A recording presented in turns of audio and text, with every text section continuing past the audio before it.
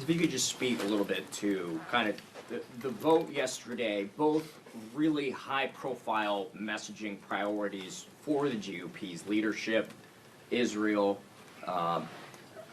Could you speak a little bit to managing the coalition there? What do you see as the problem? You're a leader of a coalition, and you studied under perhaps one of the greatest coalition leaders in modern history, under Nancy Pelosi. What do you see from the outside looking in? Give us a little bit of a diagnostic here. Well, correction, the greatest legislative leader, in our view, in American political history, and that continues to be proven over and over and over again by the Republican dysfunction. Under House Democrats, we had the same exact margins in the last Congress. The same exact margins. Republicans have produced chaos, dysfunction, and extremism under the same margins under the leadership of Speaker Pelosi.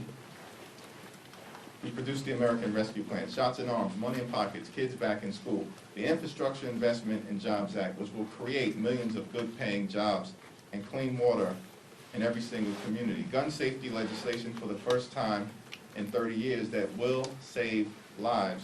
The CHIPS and Science Act to bring domestic manufacturing jobs back home to the United States of America, and the Inflation Reduction Act, the largest investment in combating the climate crisis in the history of the world, setting our planet on a sustainable trajectory forward, strengthening the Affordable Care Act, and driving down the high price of life-saving prescription drugs for millions of Americans, including taking the price of insulin from $4,000 a year to $35 a month.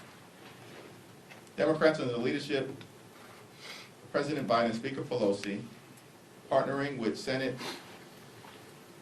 colleagues, were able to do all that with the same exact margin that Republicans have right now.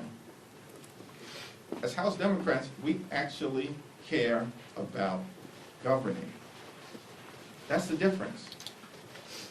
We are here to serve the American people, to get things done, to fix problems that the American people are facing, to put people over politics. And we're going to continue to fight for lower costs, to grow the middle class, to defend democracy, for reproductive freedom, and for safer communities.